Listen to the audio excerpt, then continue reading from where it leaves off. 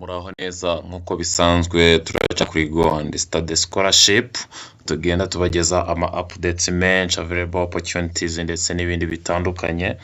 Twagiye dufasha benshi mu bigendanye na application, abenshi bari muri ma university atandukanye bagiye bajya kwiga kugira ngo barebe ko bazagera ku byiza bibateganirijwe mu gihe cy'amasomo yabo nyuma y'uko bamaze gukompletinga amasomo yabo neza. Rero hano nta kindi tuje kukubwira, hano Rwanda Polytechnic ikaba yasohoye admission, ikaba yaratanze admission mu minsi mike ishize. Rero hari byinshi bigenda bigarukwaho nyuma yo gutangiza admission. Hari ibindi bintu ukwiriye kumenya kugira ngo uzabashe gukomeza izindi procedure zikurikira. Hano iri ni itangazo ryatanzwe na Rwanda Polytechnic. The management of Rwanda Polytechnic would like to inform all applicants who submitted appeals regarding admission result that the feedback is now available. Abantu bose bari bakoze application muri RP, ndakeka nta utarabonye igisubizo cye. Hano aba applicants bose babonye ibisubizo. Iyi ni link wari kwifashisha kugira ngo ube wabasha kureba resulta zawe and entering the application number. Hano we take opportunity to remind all admitted students of the following. Hari ibyo bakwibutsa weho umunyeshuri wakoze application muri RP. Registration period. The registration will start from 22nd December 2025 up to 11th January. Hano igihe cyo gukora registration kizatangira ku itariki 22 z'ukwezi kwa 12 kugeza kuri 11 zo kwa mbere 2026. Hano ushobora kuba wanyura hano ku iyi link batanze kugira ngo ube wakora registration yawe, ariko hano bisaba umuntu ubisobanukiwe akagufasha kugira ngo utaza gukoramo amakosa, kuko hano iyo ukozemo ikosa kugira ngo uzabone icyo bita basare cyangwa buruse biragorana. Rero ushaka hano umuntu ubizi neza cyangwa ukatwandikira tukabafasha mu gukora registration kugira ngo ibintu bigende neza. Hano rero nicyo gihe batanze cyo kuzakoreraho registration, ndetse na academic year uzatangira, umwaka w'amashuri uzatangira ku itariki 5 z'ukwezi kwa mbere 2026. Abanyeshuri bose admitted students are expected to report their respective colleges not later than 4 January 2026. Abongo ntibakwiriye kurenza itariki 4 bataragera ku ma campuses boherejweho. Rero iyi ngiyi yari admission letter cyangwa itangazo rimenyesha abanyeshuri bose baba admitted. Ikindi kintu ushobora kwibaza kigiye gukurikiraho ni iki?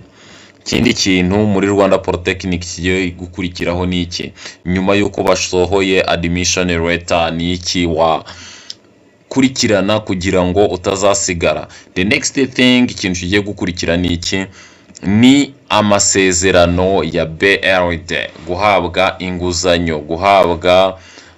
inguzanyo na Rwanda Development Bank. Ibyo ngibyo rero kugira ngo uhabwe inguzanyo muri RP hari ibintu usabwa kuba wujuje, cyangwa hari amakosa udakwiriye gukora kugira ngo ube wahabwa inguzanyo. Rero iyi nguzanyo kugira ngo uyibone hari ibintu bukwiriye kubahiriza, hari ibyo ugomba kwitaho, hari ibyo ugomba kugenderaho ndetse no kwirinda.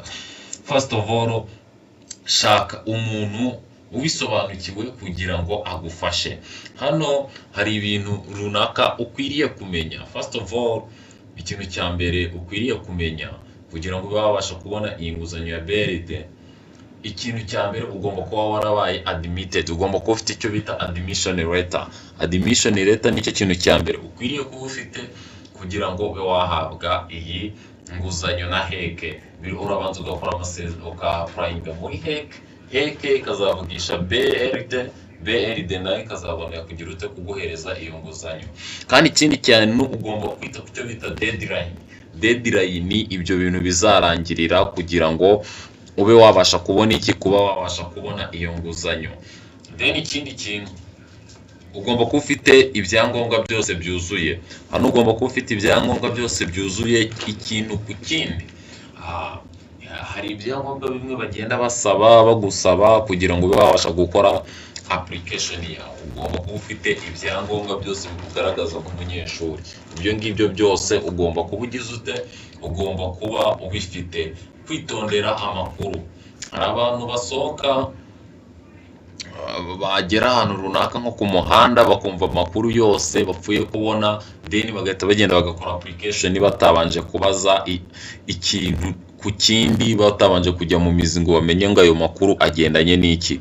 Rero ni byiza ko ubanza kumenya amakuru yerekeranye ndetse agendanye na application cyangwa no kwaka inguzanyo, kugira ngo utaza gukora ikosa bibe byakugora ube wakoramo amakosa menshi. None ikintu gikwiriye, tegura ibyangombwa byawe byose bikuranga nk'umunyeshuri kandi witondera amakosa.